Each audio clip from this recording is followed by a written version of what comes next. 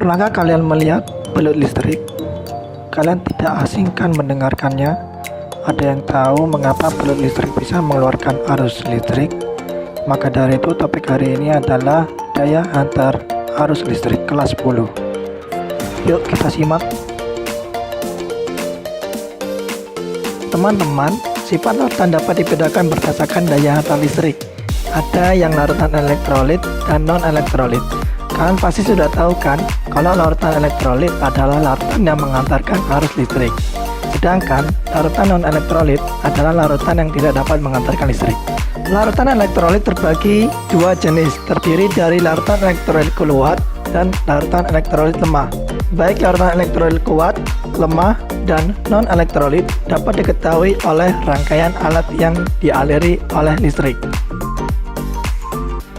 Adapun indikator larutan elektrolit kuat, lemah, dan non-elektrolit, yaitu larutan elektrolit kuat membuat lampu menyala terang dan terdapat gelembung gas yang banyak.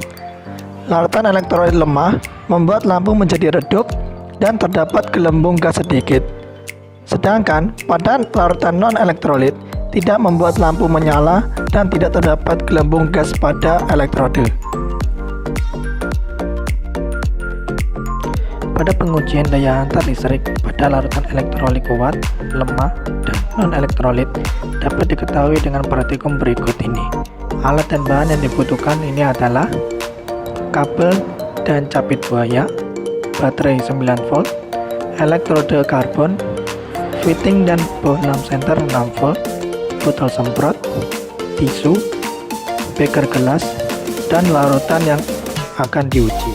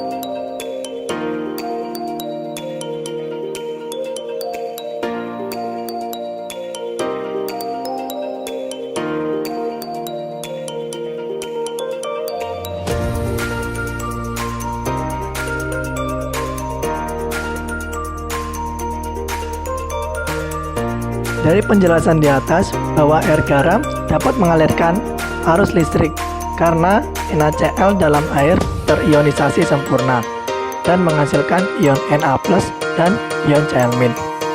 Reaksi ionisasi yang terjadi pada air garam NaCl sama dengan Na+ plus Cl-. Adanya ion Na+ dan ion Cl- yang bergerak bebas dalam air adalah penyebab mengapa air garam dapat menyalakan lampu dan menghasilkan gelombang gas pada elektrode. Asam juga terionisasi sebagian dalam air, sehingga hanya sebagian ionnya yang dapat bergerak bebas. Reaksi ionisasi yang terjadi pada asam cuka CH3COOH setimbang menjadi CH3COO- plus H+. Oleh karena itu, lampunya mati, tetapi masih terdapat gelembung gas.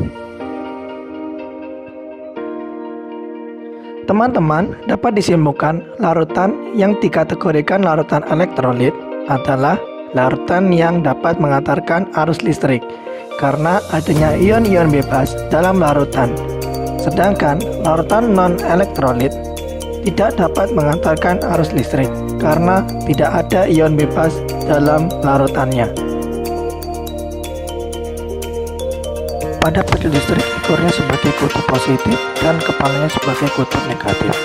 Maka bisa dijelaskan kematian hewan terkena pelet listrik bisa dijelaskan dengan cara ilmiah. Hewan mati terkena aliran listrik dari pelet listrik karena pada ujung kepala bertindak menjadi kutub positif dan ekornya bertindak menjadi kutub negatif.